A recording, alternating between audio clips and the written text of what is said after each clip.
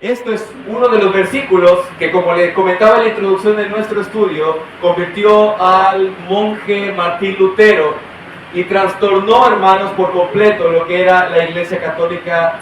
Y bueno, se pudo llevar a cabo la Reforma Protestante, comenzando con Juan Hus y luego Martín Lutero, Juan Calvino, etc. Pero estos pasajes que leeremos a continuación son uno de los pasajes, hermanos, que palpitó en la mente y en el corazón de Lutero.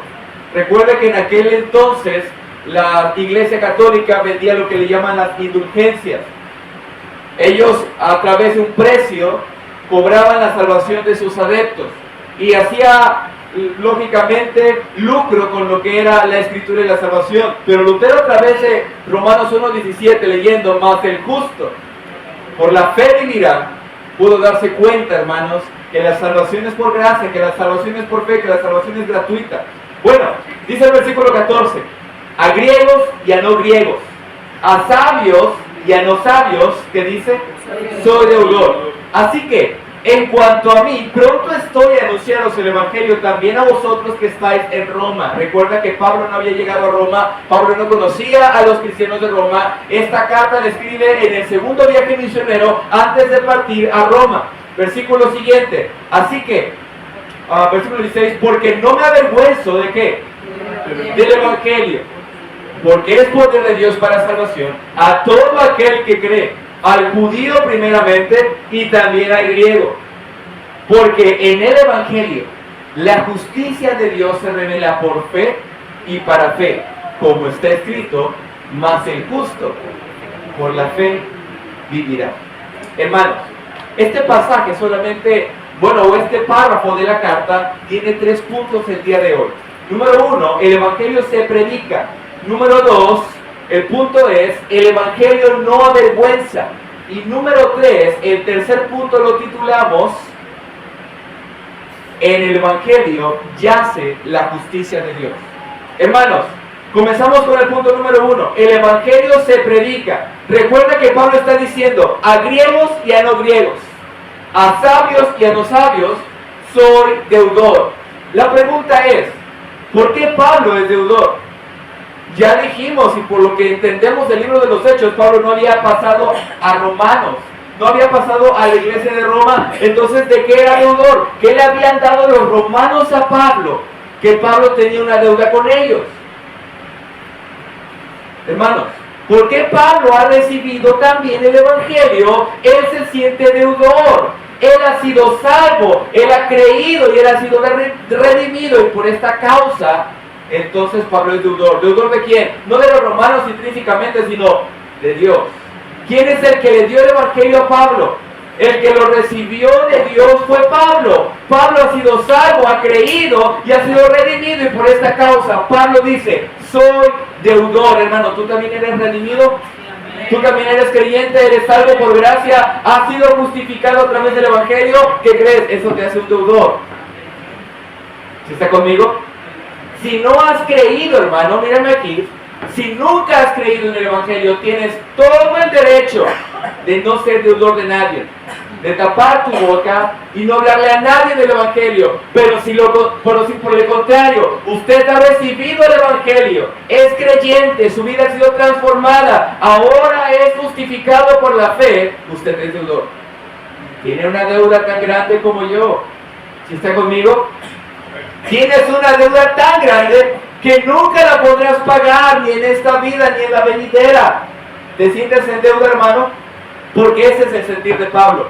Y yo no puedo predicar el Evangelio sin antes sentirme deudor. Ahora, lógicamente, no predico el Evangelio por un sentir de conciencia de que soy deudor. Y mira, hermano, a veces muchos dicen: tienes que evangelizar porque la gente se va al infierno. Si no evangelizas, entonces eres culpable de que la gente se vaya al infierno. ¿Sabes cuál es la principal razón por la cual compartimos el mensaje y evangelizamos? No es por un sentimiento de culpa en sí, es por la gloria y la gracia de Dios en nuestras vidas. Entonces yo soy deudor porque la gracia de Dios ha llegado a mí. Y me siento deudor y comparto el Evangelio y hablo a mis compañeros de trabajo, a mis amigos, a mis vecinos, a mis familiares, porque soy deudor, y soy deudor porque el Evangelio ha llegado a mi vida. Así que, hermano, ¿Sientes el mismo sentir que Pablo? ¿Sientes deuda con el Señor? ¿Te sientes endeudado? ¿Alguna vez has estado endeudado el día de hoy? ¿En alguna ocasión has llegado con compartamos? Seguramente no, ¿verdad? Aquí no hacemos eso. Dijera Pablo en su carta a los Corintios, aquí no practicamos eso. Hermanos, una deuda, cuando tienes una deuda, no puedes estar tranquilo. Cada día sientes la necesidad de pagar, si es que somos buenas pagas, porque está el lado contrario. Pero lógicamente un creyente que siente ese sentir, se siente apasionado por querer pagar esa deuda que nunca se va a pagar, nunca. Hermanos, lo que Dios te ha dado, lo que Dios te ha dado a través de Cristo es mayor, es más evidente que cualquier cosa que tú puedas darle a Él. Dice Romanos capítulo 4, si lo vamos a ver más adelante. Pero que ahora, hermanos, ya obramos no porque querramos comprar algo, sino porque lo debemos. Ya se te ha dado la salvación. No la puedes comprar, ya se te dio, se te regaló gratuitamente. Ahora, el hecho trascendente en la vida del creyente es que somos deudores. Amén. Así que, hermanos, ¿te sientes en deuda? Bueno, hermano, ¿cómo sé que yo soy una persona que se siente en deuda? Bueno, ofrendas para la obra misionera. Ya comenzamos mal, hermano. Ofrendas para la obra misionera. Tus ofrendas misioneras han incrementado por causa de que te sientes deudor. ¿Sí está conmigo? No, hermano, yo no le debo nada a Dios y por eso que no cuente conmigo para los misioneros. Esto solamente fue una antesala de la conferencia, ¿está bien? Te sientes en deuda de tal manera que evangelizas de una manera real y auténtica. Hermano, nuestro evangelismo sería más visible. Cada día le hablaríamos más a las personas. Regalarías folletos donde quieras que estés. ¿Sabes por qué? Porque te sientes en deuda. Porque la deuda ha llegado a tu vida gracias a la salvación en Cristo. Hermano, ¿y a quién le debo? Bueno, sabemos que le debemos al Señor. Pero qué interesante que Pablo no dice que le debe al Señor, aunque sabemos que Pablo le debe al Señor. Pero entonces, ¿a quién le debe? Ve lo que dice el texto. Vaya a Romanos, por favor. Romanos 1:14. A griegos, ¿y qué más? Ya no griegos. A ver, ¿cómo, hermano? Entonces los griegos le dieron la salvación a Pablo. No. Los sabios le dieron la salvación a Pablo. Los no sabios le dieron la salvación a Pablo y por eso Pablo se siente deudor. No, hermano, sino que Pablo se siente deudor con el Señor y quiere pagar al Señor a través de la vida de los griegos, de los no griegos, de los sabios y de los no sabios. Ahora, ¿quiénes son estos? ¿Quiere decir que yo particularmente tengo que predicar a los griegos y a los no griegos? No, estos son las personas de la época de Pablo. ¿Sabes a quién le debes tú el día de hoy? A todos. Ahora, no quiero pasar por alto en este análisis que son dos grupos a los que Pablo le quiere pagar. Son dos grupos. Aunque son cuatro, se dividen en cuatro, en sí son dos. Y el primer grupo se divide lingüísticamente. Griegos de habla griega, el griego koiné, como le hemos llamado, y los no griegos, en otras traducciones son los bárbaros. Ahorita te voy a explicar a qué se refiere con los griegos y los no griegos. Otra vez, no quiero hacer punto. Pablo se siente en deuda con dos grupos de personas. Primeramente, va a ser una división a través de la forma lingüística. Ahí va. El griego koiné era la lengua popular del mundo grecorromano. Lógicamente, Pablo dice, le debo a todos aquellos que hablan griego. Pero, en otras traducciones encontramos la palabra bárbaros. Esta palabra bárbaros es onomatopéyico. ¿Qué es esto, hermano?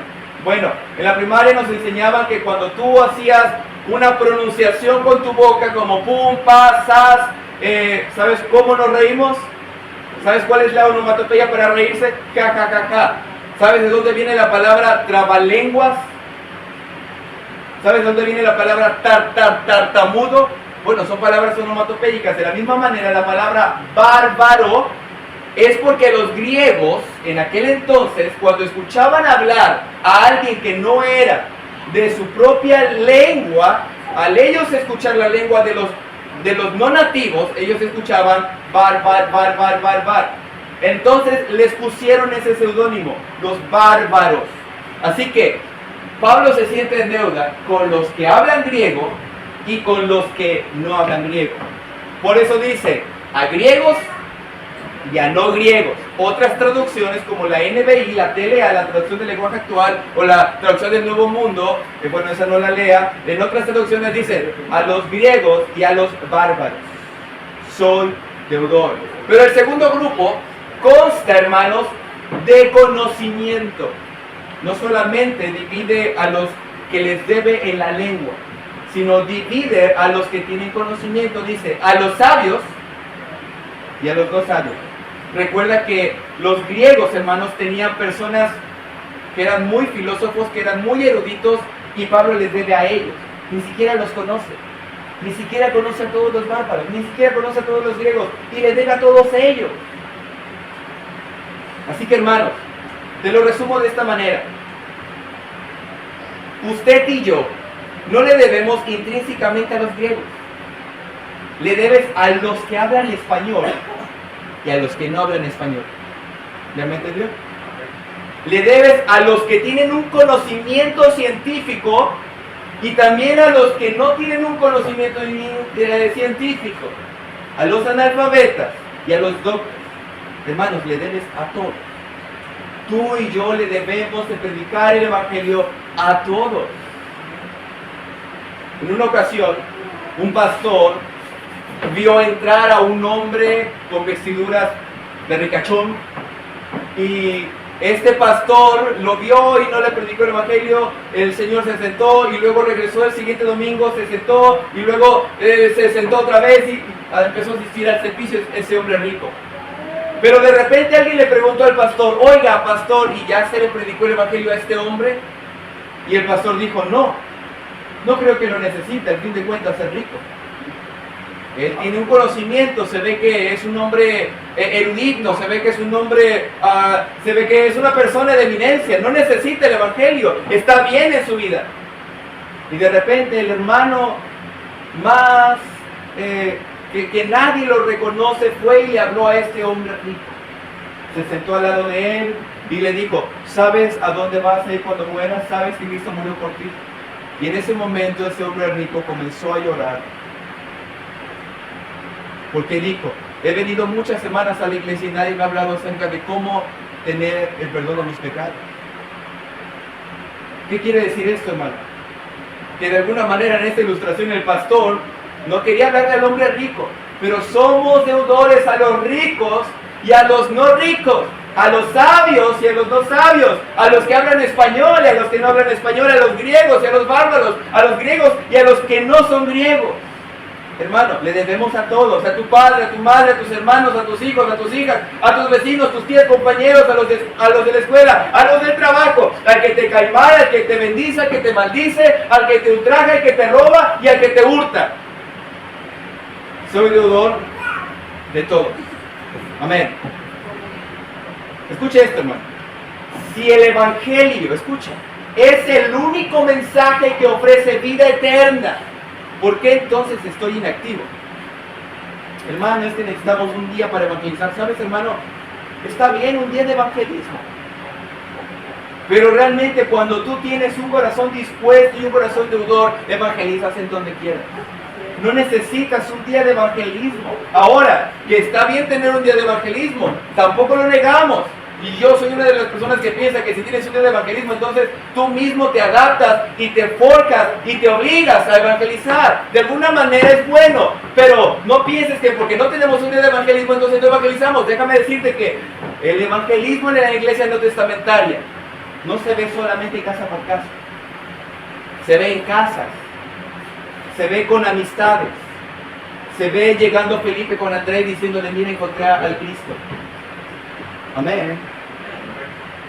Así que, hermano, estás en deuda y estamos en deuda con todos. Versículo 15, por favor.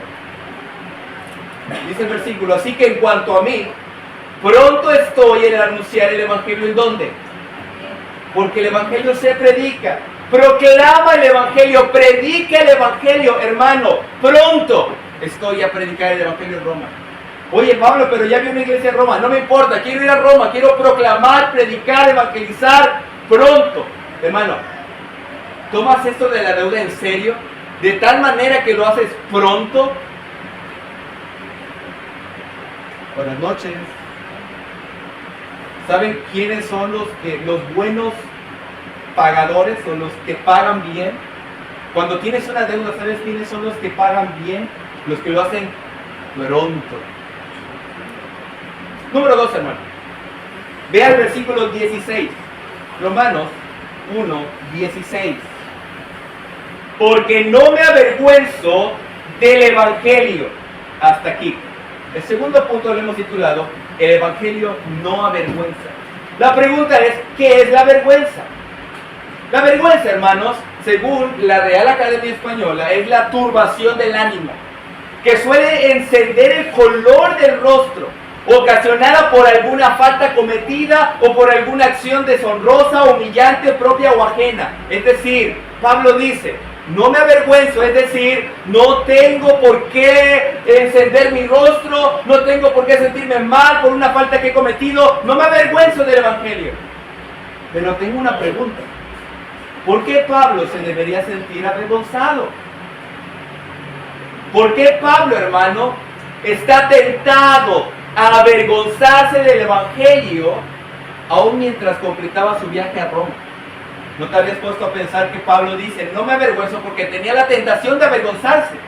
¿Por qué Pablo se avergonzaba? Bueno, ¿por qué Pablo, más bien, podría avergonzarse? Solamente quiero que pienses en 6 cosas.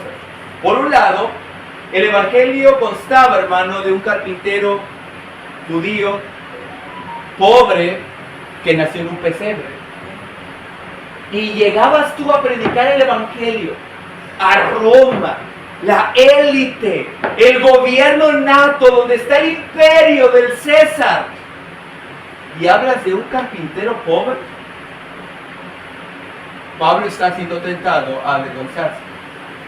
Número 2, los romanos, hermanos, no apreciaban en esencial a los judíos. Y la crucifixión, recuerda, ¿de quién era? De los judíos o de los romanos. De los romanos. Y la crucifixión para los romanos era la sentencia a las personas más deshonrosas de todo el mundo. Y llegabas tú a predicar el Evangelio de una persona que fue crucificada por romanos.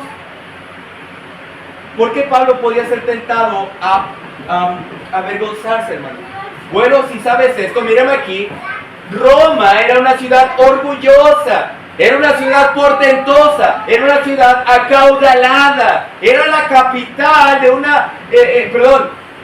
pero el Evangelio, ¿en dónde yace? En Jerusalén. ¿Y qué es Jerusalén? Una pequeña ciudad que Roma había conquistado. Tú dime si Pablo no se debería sentir avergonzado. Bueno, hasta estos puntos parece ser que hay cosas físicas que podrían avergonzar a Pablo. Tanto de dónde proviene el Evangelio, es decir, de Jerusalén, una de las ciudades conquistadas por Roma, o también por causa de que son judíos y son las personas que están bajo la opresión romana, o porque también Jesucristo es un carpintero humilde, pobre, que nació en un pesebre, en una de las ciudades más pobres de Jerusalén. Pero hay una cuarta cosa por la cual Pablo se podría avergonzar. Los creyentes en aquel tiempo no pertenecían a la alta sociedad. Eran humildes. Era gente común y esclavos. Roma había conocido muchos grandes filósofos. Tenían eruditos. ¿Por qué entonces, mírame aquí, por qué entonces poner atención a una fábula de un judío resucitado? Si tenían al filósofo Sócrates, tenían al filósofo Aristóteles, tenían a este y tenían a este, Pablo no podía sentirse avergonzado. Penúltima cosa. ¿Por qué Pablo se sentiría avergonzado? Bueno, los creyentes se consideraban hermanos y para el imperio romano esto no era nada grato. Los romanos, hermanos, no se trataban como nosotros nos tratamos. Es más, estudiamos un poquito acerca de la esclavitud y acerca de los padres con los hijos en el imperio romano. Los padres podían tener toda la potestad sobre los hijos de otra manera que hasta podían matar si ellos querían. no había esa clase de hermandad, no había esa clase de amor entre los romanos, y que tú llegaras y le hablaras acerca de la hermandad y de la amistad y de la coinonía a unos romanos, era algo terrible, era algo de reírse por la cultura. Y último, la idea de que un insignificante judío, aunque era benjamita, fuera un fabricante de tiendas, que fuese a Roma a predicar un evangelio, causaba risa. Porque ¿de qué trabajaba Pablo? Que el que hace tienda va a hablarle a César. Hermano, no te avergüences. No importa lo que sea. No importa si Cristo nació en un pesebre.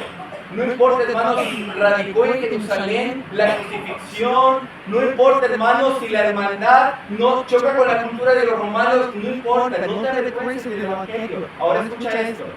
Pablo no dice las negativas, no dice por qué no se avergüenza. Pablo dice las positivas. No me avergüenzo del evangelio, ¿sabes por qué? Porque es poder de Dios. Ahora, hermano, ¿por qué razón Pablo no se avergüenza del evangelio? Dos cosas. Número uno, porque es poder de Dios. Ahora, ¿qué es poder de Dios, hermano? Bueno, la palabra griega de poder se traduce como dinamita. Es decir, el poder de Dios es algo explosivo, algo que no puedes controlar, algo sumamente magno, majestuoso, eminente, portentoso. Eso es el evangelio. Y por eso no se avergüenza. No importa dónde nació Jesús, el evangelio es poderoso. No importa, hermano, si el predicador era un hombre que hacía tiendas. El evangelio en sí es poderoso, es explosivo. Hermano, no importa lo que tú seas, lo que tú trabajes, de la familia donde vengas, el evangelio tiene mayor poder sobre ti para que puedas predicar a Cristo. Ahora escucha esto, hermano. Yo te voy a dar algunas negativas para que entendamos un poco lo que es el poder del evangelio. Es decir, el poder del evangelio no es superfluo. El poder del evangelio no es vano, no es débil, no es limitado, no es frágil, no es fútil, no es trivial, no es necesario, es necesario, no es vano, no es turbio, no es nublado, no es fugaz, no es liviano, no es pequeño en lo absoluto, no es corto, no es algo súbito, no es insustancial, no es corrupto, no es insignificante. Quería poner varios sinónimos hasta la letra Z, pero mi cerebro alcanzó hasta la letra S. Ahora, ya te di las negativas. Esto no es el poder de Dios. ¿Te das cuenta que el poder de Dios no es corrupto, no es insustancial, no es vano? Ahora, ¿qué es entonces? Es intrascendente. Perdón, es trascendente. El evangelio transforma, cambia, regenera, trastorna naciones, quebranta imperios, reinos, cambia vidas, restaura matrimonios, da vida a los muertos. Amén. Solamente, hermano, escucha esto. El evangelio no es decirle a un hombre levántate y anda. Esto es parte del poder de Dios para que crean en el evangelio. Y si tan solamente es una extensión del don del poder de Dios, ¿cuánto más, hermano, tiene el poder de Dios? ¿Sí está conmigo? Ahora, por eso Pablo no se avergüenza. Sabe, hermano, que el evangelio en sí es más poderoso que cualquier cultura romana poderosa física. ¿Sabe qué es más poderoso que cualquier pensamiento filosófico de aquella época? ¿Sabe qué es más poderoso que cualquier percepción de la realidad de la mente de los romanos? Es más poderoso que nada en este mundo. El evangelio no lo vamos a ver, pero es el evangelio eterno, el evangelio de paz, el evangelio de Dios, el evangelio que desciende de lo alto. El evangelio es poder de Dios para la salvación. Y ese es nuestro segundo punto, que no solamente es poder intrínseco, sino que el poder está en la salvación. Ahora, la palabra salvación en este texto, salvación se traduce o lo podemos intercambiar en el griego koine como soteria. Recuerda que la palabra soteria, la cual estuvimos viendo en nuestro discipulado, significa... ¿Qué significa? Escucha esto. Específicamente, soteria significa la liberación de un estado de caos. Es decir, el poder de Dios es para librarte de una vida específicamente caótica, y espiritual. Esta palabra soteria la encontramos en Hechos 4:12, en Romanos 10:10, pero yo quiero que abran su Biblia en Hebreos 5:9. Por favor. Dice el versículo: y habiendo sido perfeccionado, vino a ser autor de eterna soteria para todos los que le obedecen. Así que, hermanos, el Evangelio no es para que tengas dinero, no es para que tengas una casa de 2, 3, 4, 5, 10 pisos, no es para que tengas dinero en tu billetera, y espero no me malentiendas, tampoco es para que Tu marido o tu esposo o tu esposa regresen a tu casa. No, el Evangelio es para salvación. Si Dios en su gracia restaura tu familia, tu matrimonio, te da una casa de 2, 3 pisos, tienes dinero, esa es la gracia y la bendición de Dios. Pero el Evangelio en sí es para salvación, no es para tu vida moral o en sí para tu vida económica. Entonces queremos predicar el Evangelio de la prosperidad, porque el poder de Dios por el Evangelio no es para que sane en tu cuerpo tampoco. Hermano, el Evangelio no te trae sanidad. En una ocasión estuve, ya saben, yo viajo en autobús y estaba viajando en un norte sur y por un poste de luz vi un cartel que decía: vengan a esta campaña de sanación, Cristo murió por tus enfermedades. Y ponen Isaías 53, porque Él mismo llevó nuestros pecados, salvó nuestros dolores, y Él llevó nuestras enfermedades. Y yo dije, ¿qué? Si Cristo murió solamente por tu gripa, o por tu dolor, o por tu quebranto en tus huesos, es el más digno de consideración. Pero Cristo no murió por una enfermedad física, Cristo murió por tu vida eterna. Y eso es mucho más trascendente que cualquier estado físico en el cual tú te encuentres en un estado deteriorado, deplorable, hermano. Cristo no murió por tu salud física. Hermano, la gente a veces viene porque, hermano, quiero que ore por este familiar. Sí, oramos, claro. Y si en la bendición de Dios, y en su gracia y en su misericordia se restaura, ¡qué bien! Pero no creas que Cristo murió para que tu brazo que estaba así cuarteado, luego te lo agarre y todo empieza a vibrar y ya es salvo, ya es sanado, porque el Evangelio, Cristo murió por ese brazo quebrado. No. Cristo murió por tus pecados. He aquí el Cordero de Dios, que quita esta enfermedad diabólica que es de Satanás. No, he aquí el pecado, perdón, he aquí el Cordero de Dios, que quita la ceguera, no, que quita lo feo, no tampoco. He aquí el Cordero de Dios, que quita, ¿qué cosa? El pecado del mundo. Cristo murió por el pecado. Hermano, gracias damos a Cristo, porque aunque vivimos de alguna manera sencilla, y si el Señor nos permite humilde o de una manera acaudalada, no importa la manera en la que vivamos, no importa el trabajo que tengas, Cristo murió por tu salvación. Tú puedes seguir siendo de una manera, hermanos, económicamente hablando, financieramente hablando, humilde, y aún así tener vida eterna. Yo preferiría estar como el hombre Lázaro echado a la puerta del hombre rico, y aún así tener vida eterna. Porque Cristo murió, no para que yo tenga dinero. Cristo murió para salvación. Creo que es todo caótico. Amén, hermano. Uno de los versículos favoritos que me encantaba cuando comencé el seminario, 1 Juan 5:12. Y el que tiene al Hijo, tiene la vida, y en esto consiste el Evangelio. En la vida eterna. Y el que no tiene al Hijo de Dios, no tiene la vida. Ahora bien, recuerda, no me avergüenzo del Evangelio. ¿Por qué? Porque es poder. Pero este poder es para salvación. Ahora, ¿para quién, hermano? ¿Para los ángeles? No.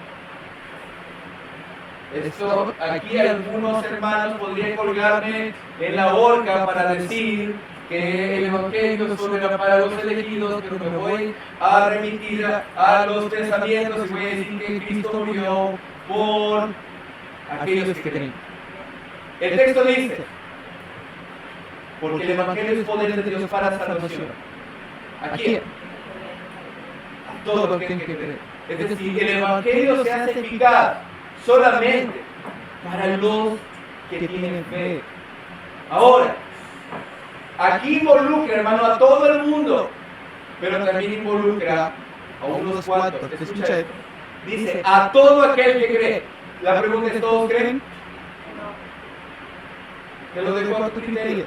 Y luego dice, a judíos, primeramente a judíos y también a griegos. Es decir, el Evangelio no se limita solo a judíos, pero tampoco el Evangelio se limita solo a gentiles. El Evangelio es para todos. Amén. Cristo murió por todos, pero el Evangelio se hace eficaz solo para los que creen. Hermano, la puerta está abierta a los gentiles.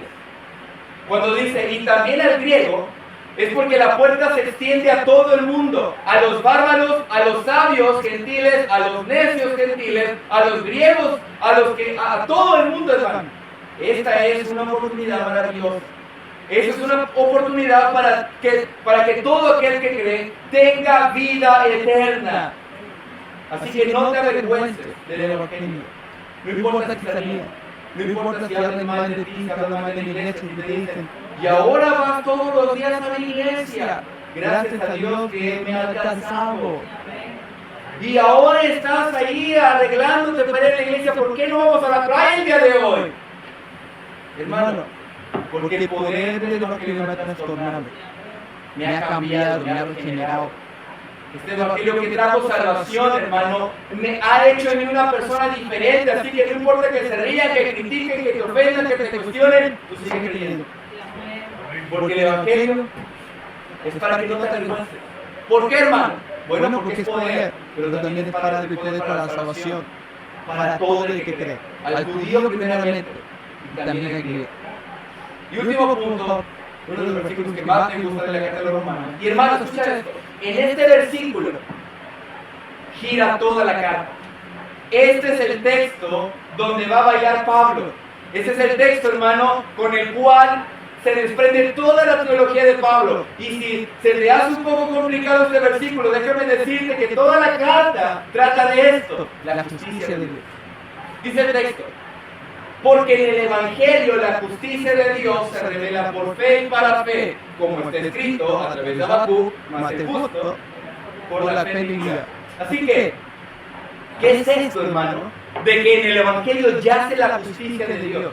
¿Cómo sé esto? ¿Cómo se interpreta esto? Bueno, escucha esto.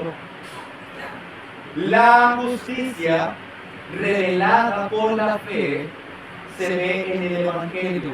O, en otros términos, en el Evangelio yo veo que puedo ser justo, pero esto es solo por fe.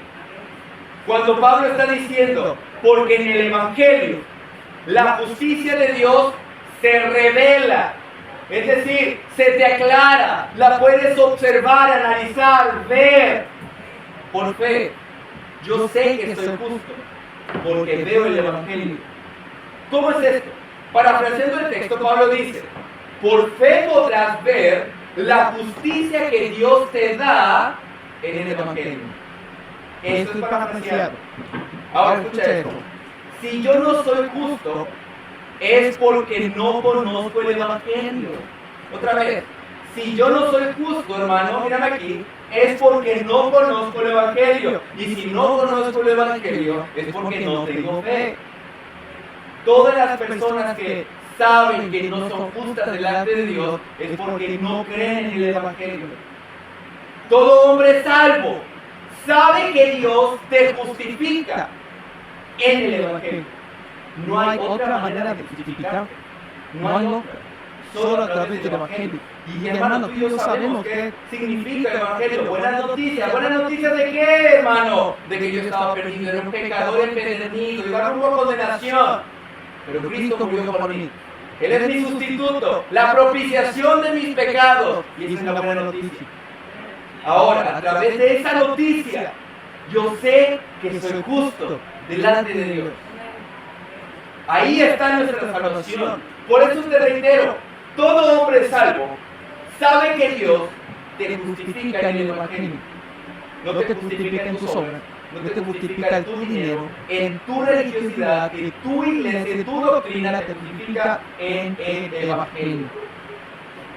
Recuerda que Dios demandaba la muerte del pecador. ¿Quién está conmigo? El alma que pecare, esa morirá. Y será que si no cumples todas las cosas de esta ley serás maldito, maldito en tu entrada, en tu salida, etc. Y será que por causa de que has pecado entonces vas a morir. La ira de Dios se manifiesta contra toda impiedad de los hombres, hecha por nosotros sin piedad. Y hermano, escucha esto. En el Evangelio yo veo, miren aquí, que uno murió por mí. Solo que se me ha revelado que el justo murió por el justo, que el justo dio su vida por el pecador, y yo ahí veo, se revela la justicia de Dios por mí. Amén. Pero no solamente en su muerte, hermanos, si no hay resurrección no tenemos vida. En su resurrección yo veo que también seré resucitado. Por eso en el Evangelio, en la muerte y en la resurrección de Cristo, yo veo mi justicia. Amén.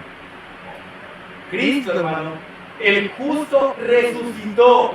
Y por fe yo también resucitaré por su justicia. Ahora, esto es justo.